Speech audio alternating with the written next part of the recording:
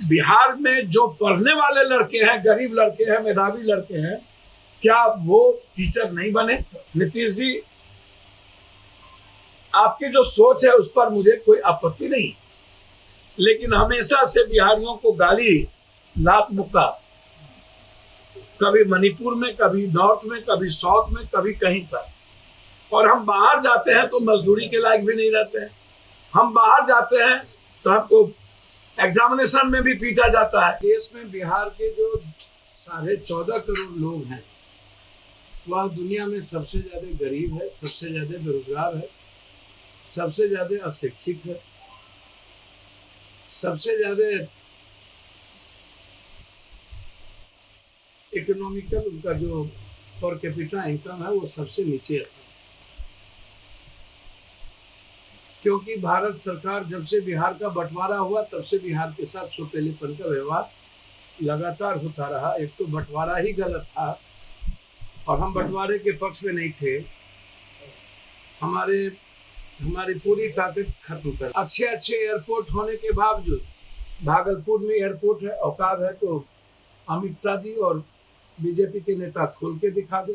रक्सौल में मेरे पास जमीन है, औकात है तो खोल के दिखा दे। बीरपुर में हमारे पास जमीन है, औकात है तो खोल के दिखा दे।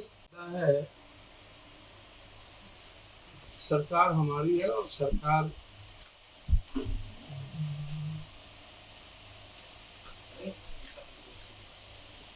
ब्रॉड सेंस में सोचती है, देश के हित में सोचती है।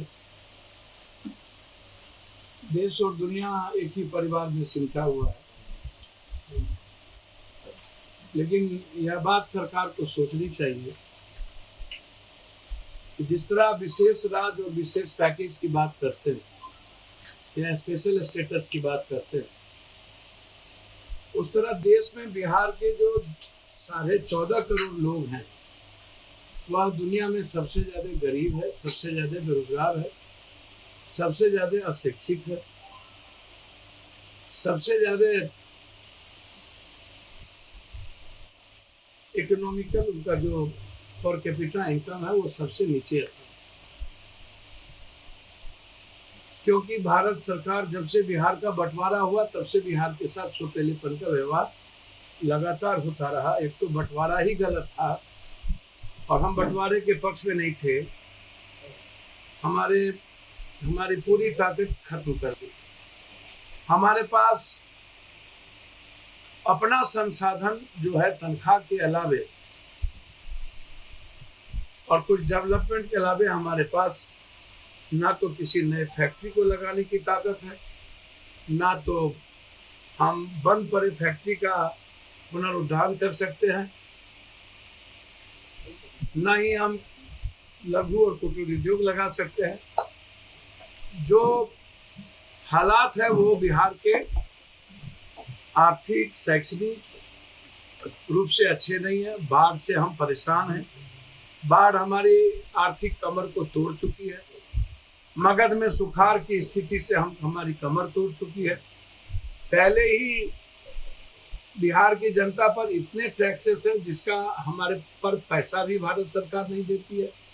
जीएसटी का पैसा लंबे दिनों तक रोक के रखी है। हमारे पास अच्छे एयरपोर्ट होने के बावजूद, भागलपुर में एयरपोर्ट है, औकात है तो अमित शाह जी और बीजेपी के नेता खोल के दिखा दे। रक्सौल में मेरे पास जमीन है, औकात है तो खोल के दिखा दे। बीरपुर में हमारे पास जमीन है, औकात है तो खोल के दिखा दे। हमारे पास सेंट्रल स्कूल के लिए सरकार ने, जहाँ निम्न बहुत छोटे लेवल पर मेरे यहाँ सेंट्रल स्कूल है। हमारे यहाँ कई परियोजना है रेलवे की जो बंद है। तो आर्थिक कारणों से कई सारी चीजें हमारे यहाँ हालात अच्छे नहीं। और उस वक्त जब हमने दे दी और नियुक्ति पत्र बांटने की बारी आई, ऐसी कौन सी नौबत आई कि जब नियुक्ति पत्र 10 दिन 20 दिन के बाद बांटनी थी? कौन सा ऐसा सर्कमस्टांसेस आया और कौन इसके पीछे है? एक बार तो पहले आप सीटीएट और बीटीएट के तहत ये पदाधिकारी लोग पैसा वसूल चुके हैं। लगभग लोगों से पैसा वसूल करके इनकी जिंदगी हरास कर दिया। दूसरे तरफ आप जो 4 लाख टीचर है उनके सम्मान के साथ भी आपने समझौता नहीं किया और उनको भी आपने रिटर्न एग्जामिनेशन के लिए कह दिया, तब आप वेतनमान होइएगा। और 20 साल पढ़ाई छूट जाने के बाद आप किसी का एग्जाम लीजिए और क्वेश्चन अपने तरीके से और सेंटर अपने तरीके से करिएगा और रिटर्न बीपीएससी एग्जामिनेशन के तहत लीजिएगा, तो फिर से हमको सेंटर के लिए भी और माफिया के लिए भी पैसा व्यवस्था करना पड़ेगा। और बिहार में जो प्रतिभावान लड़के हैं वो छूट जाएगा और पैसा वाला उसमें भर्ती हो जाएगा। तो क्या बिहार में जो पढ़ने वाले लड़के हैं, गरीब लड़के हैं, मेधावी लड़के हैं, क्या वो टीचर नहीं बने? मैं बीपीएससी के रिटर्न एग्जामिनेशन के पक्ष में हूं, लेकिन बीटीएट और सीटीएट के इस समय जब आप नियुक्ति पत्र दे रहे थे तो वो वक्त एग्जामिनेशन का नहीं था। या तो आप 2 साल पहले यह निर्णय लेते या इस नियुक्ति पत्र के बाद आप निर्णय लेते कि अब कोई भी बहाली बीपीएससी के रिटर्न एग्जामिनेशन के बगैर नहीं हो, तो निश्चित रूप से ये आने वाले प्रतिभावान लड़के को एक रेस्पेक्ट मिलता। लेकिन बिहार में तो उसको मिलना नहीं है इस देश में, क्योंकि पैसे का खेल है। क्वेश्चन पहले आउट हो जाता है, सेंटर बिक जाता है और क्वेश्चनर करने वाला पदाधिकारी और एजुकेशन माफिया होते हैं। ये दोनों तय करता है कि क्वेश्चन हमें क्या देना और इस क्वेश्चन को पहले से हमें किस सेंटर को, किस कोचिंग को बता देना है। तो कोचिंग अपने तरीके से एग्जामिनेशन को कंडक्ट करता है और पदाधिकारी, और ये दोनों की मिलीभगत है। दोनों इसमें पैसे का गंदा खेल खेलते हैं। मेरा इसमें सबसे बड़ा इस बात को लेकर के आग्रह है नीतीश जी से और इस सरकार से। नीतीश जी, आपकी जो सोच है उस पर मुझे कोई आपत्ति नहीं, लेकिन हमेशा से बिहारियों को गाली लात मुक्का, कभी मणिपुर में, कभी नॉर्थ में, कभी साउथ में, कभी कहीं पर। और हम बाहर जाते हैं तो मजदूरी के लायक भी नहीं रहते हैं। हम बाहर जाते हैं तो हमको एग्जामिनेशन में भी पीटा जाता है। हमारे लिए किसी भी स्टेट में 10-15% से ज्यादा सीट नहीं है। हमारे लिए हम सौहार्द में जाति धर्म मजहब में ऊपर उठ के राजनीति करें, हम संविधान के आधार पर ऊपर उठ के राजनीति करें, हम नफरत के आधार पर खत्म करके मोहब्बत की राजनीति करें। लेकिन जब हमारा घर खाली है, हमारे लोग भूखे हैं, हमारे यहाँ बेरोजगारी की दुनिया की सबसे बड़ी तादाद है और देश में सबसे ज्यादा युवा, यदि उम्र सबसे ज्यादा युवा की उम्र कहीं है तो वो बिहार है। आप संख्या उठा के देख लीजिए। एजुकेशन के हालात भी वही हैं। तो ऐसी परिस्थिति में एक तो पहले ही जो सीटीएट बीटीएट में रिटर्न एग्जामिनेशन की बात आई, यह प्रक्रिया ही गलत। बीच में कोई भी कैबिनेट डिसीजन या कानून बनाना या कहीं ना कहीं एक सवाल खड़ा करता है कि आपको इतने दिनों के बाद क्या जरूरत है। क्या इसमें घालमेल है? क्या इसमें माफियाओं के साथ भागीदारी और साझेदारी है पदाधिकारियों की, जो हमारी सरकार को भेज रखी हुई है? एक तो पहले ही हमने गलत कर दिया है और मैं बार बार इसको कह रहा हूं कि अभी सीटीएट बीटीएट भी एग्जामिनेशन से हुआ है और उसको आप पॉलिसी में हाईकोर्ट को दिए हैं।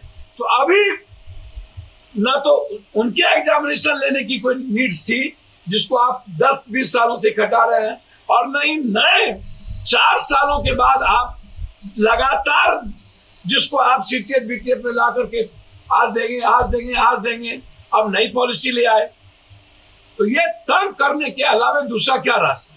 और लगभग लोगों की उम्र खत्म हो जाएगी, फिर वो कहां जाएंगे?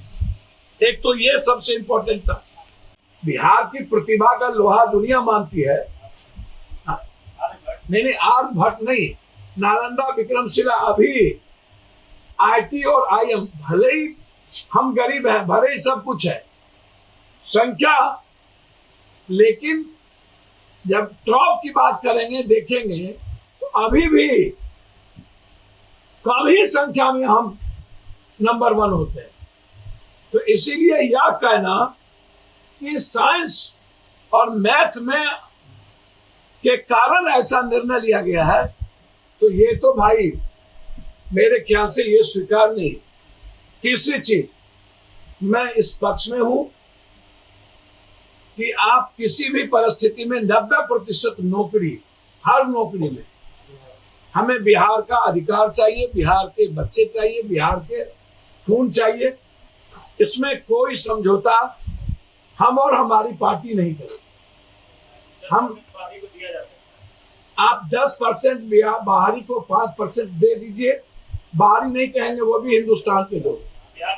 हम अन्य लोगों के तरह हमारा नेचर नहीं है, लेकिन 90% पर कोई कंप्रोमाइज करने की जरूरत नहीं है। मैं बहुत क्लियर हूं इस मामले में, और मैं हर परिस्थिति में मैं विद्यार्थी की बात नहीं करूंगा। विद्यार्थी जी एक एग्रेशन में जाना उनके लिए सही नहीं है किसी भी कीमत पर, मैं इसको उचित नहीं समझता। और बीजेपी के बारे में तो मेरी ये ओपिनियन है, 17 साल ये सरकार में रही और इन्हीं के हाथ में सारे विभाग थे,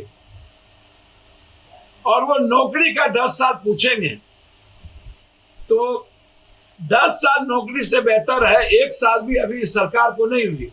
बीजेपी 9 साल के नरेंद्र मोदी जी के 2 करोड़ सालाना नौकरी का पहले हिसाब दे दो।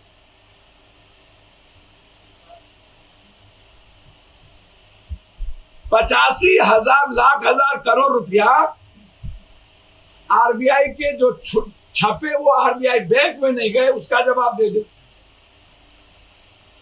किसानों के आंदोलन को वापस लेने के बाद निर्णय नहीं लिया, उसका जवाब दे दे।